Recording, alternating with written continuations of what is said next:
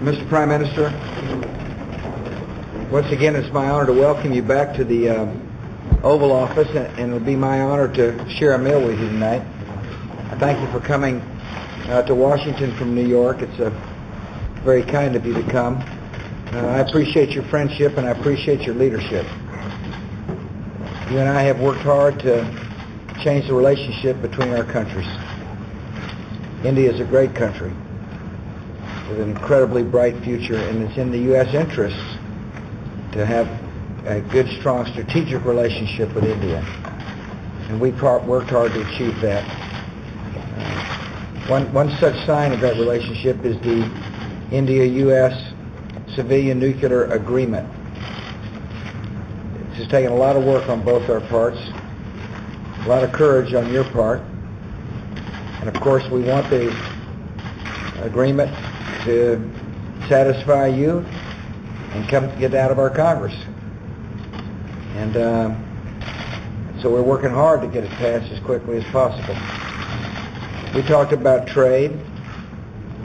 We talked about the environment and how technologies will make it such that we can grow our economies and be good stewards of the environment. I'll never forget my visit to your country, Mr. Prime Minister. I remember telling my friends when I got back, what an exciting place India is. There's a vibrancy and an energy, and there's an entrepreneurial spirit that's very strong. And I congratulate you and your government for enhancing that entrepreneurial spirit. I thank you for your advice on a range of matters.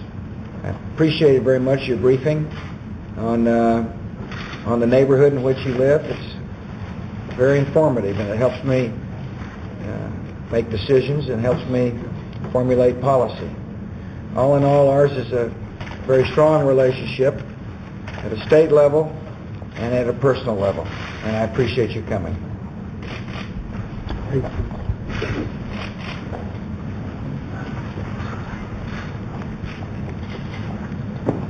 Mr. President, I know how busy you are with problems relating to the management of the financial crisis, that despite all the enormous pressure on your time, you have found it possible to receive me is something I deeply appreciate, deeply value. And the last 4.5 years that I have been Prime Minister, I have been the recipient of your generosity, your affection, your friendship. It means a lot to me and to the people of India. In these last 4.5 years, there has been a massive transformation of India-United States relations. And Mr. President, you have played the most important role in making all this happen. You have referred to our cooperation with regard to civil nuclear energy.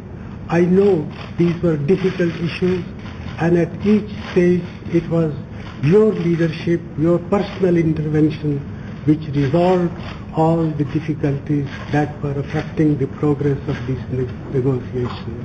I sincerely hope that this agreement, which is now before the U.S. Congress, will be approved in a manner which will be satisfactory from the point of view of both our countries. And when the history is written, I think it will be recorded that President George W. Bush played a historic role in bringing our two democracies closer to each other. I am mentioning civil nuclear initiative because for 34 years India has suffered from a nuclear apartheid. We have not been able to trade in nuclear material, nuclear reactors, nuclear raw materials, and when this restrictive regime ends, I think a great deal of credit will go to President Bush, and for this I am very grateful to you, Mr. President. Sure. But there has been enormous transformation in our relationship in many other respects. The United States is India's largest trading partner. The United States is the largest investor in our country. And at President Bush's initiative, we set up a two-country CEOs forum which has come forward with many innovative ideas to bring the business communities of our two countries closer to each other. We have taken new initiative in the field of education. We have today a new architecture of bringing the academic communities of our two countries. The new scheme of Fulbright Nehru Scholarship will unite the intellectual communities of our two countries in a manner which gives me immense satisfaction. In areas of science and technologies, in areas relating to environment management, in areas relating to climate change, in areas relating to health, in areas relating to knowledge initiative in agriculture, all these initiatives have emerged as a result of the historic meeting that I had with President Bush on 18 July 2005. These have blossomed. We have now a strategic partnership with the United States, and all that has happened because of the strong personal commitment of the President. India is a functioning democracy, and I know how much President Bush appreciates that fact, that a country of 1 billion people with tremendous poverty, with all the diversities of the world, is yet trying to find its economic and social salvation in the framework of a functioning democracy.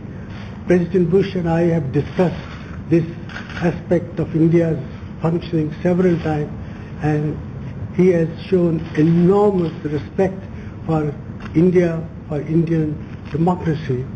So, Mr. President, this may be my last visit to you during your presidency, and let me say that thank you very much.